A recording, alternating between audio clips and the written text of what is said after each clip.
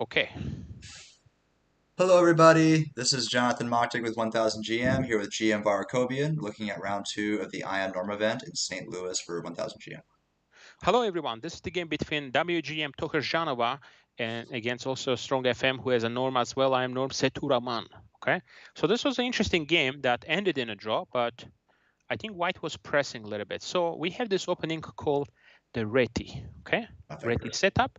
Yeah, Pure Reti setup here, Jonathan. yeah, So it's castle, pure. 97. H3.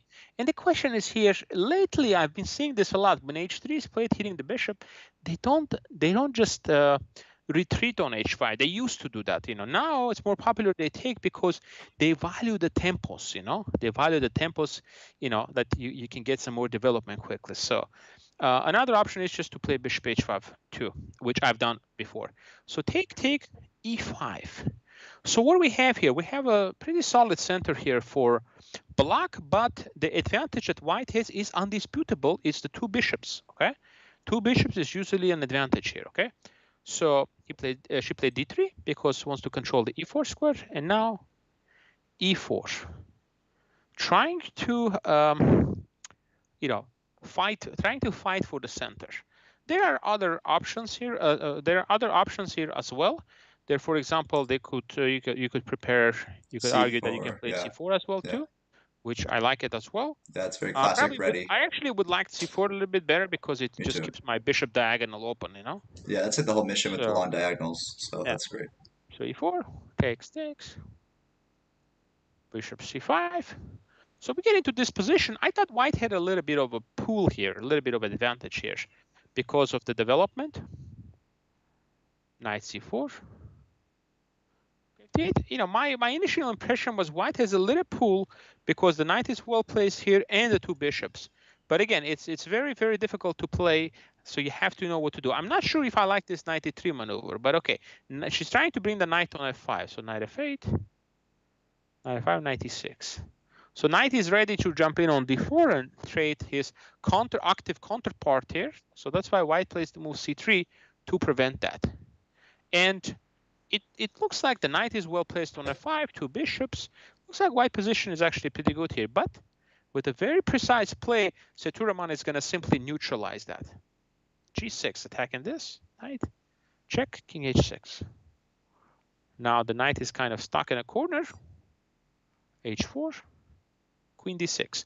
I really like the idea queen d6 because at some point you also have the option to play queen d3 and trade queens if you needed it. In the meantime, the knight on h6 is a little bit questionable. So I played here, trying to trade. You have to trade because White has a devastating threat here. Jonathan, what is the devastating threat here White has? It looks like you're going to. Oh, is it gonna just take your knight and then king takes bishop over, and then after h takes you get checked, and then you Well, basically we get could attacking on that take, side? but what kind of check do you see here?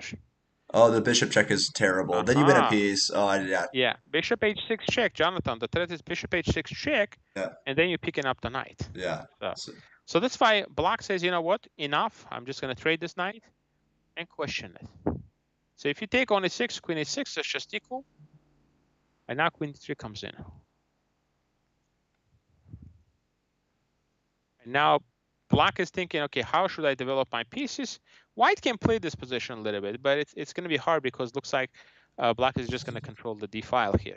So, but he went here, repeated, and basically players found a way to repeat the position. Looks like both players are happy with it. Okay.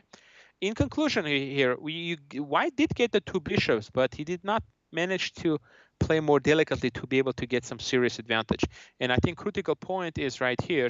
Sethuraman just decided, you know what, this knight is too strong. It's causing me all sorts of problems. Let me just play g6 and simply get rid of him. So this is a very important moment, this g6 move.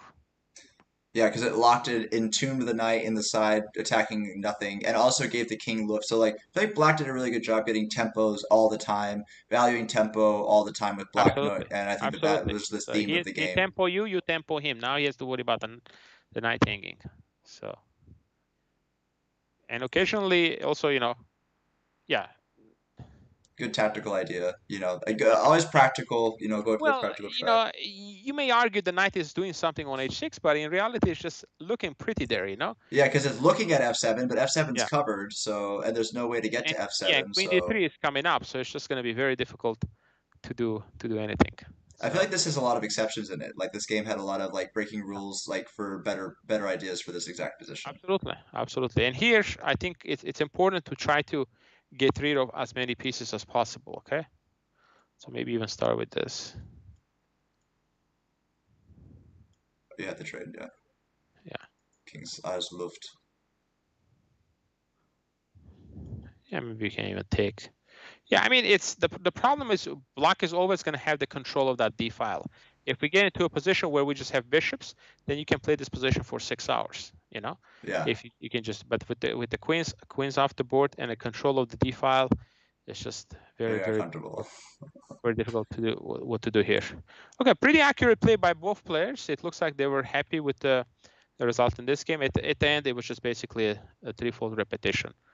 Black wants to bring the knight on c5, bishop c5, and they just keep it repeating like this. Yep. All right, guys, thank you very much, and I hope you enjoyed this game. And we'll have more videos coming up very soon for you from this St. Louis IM Norm event.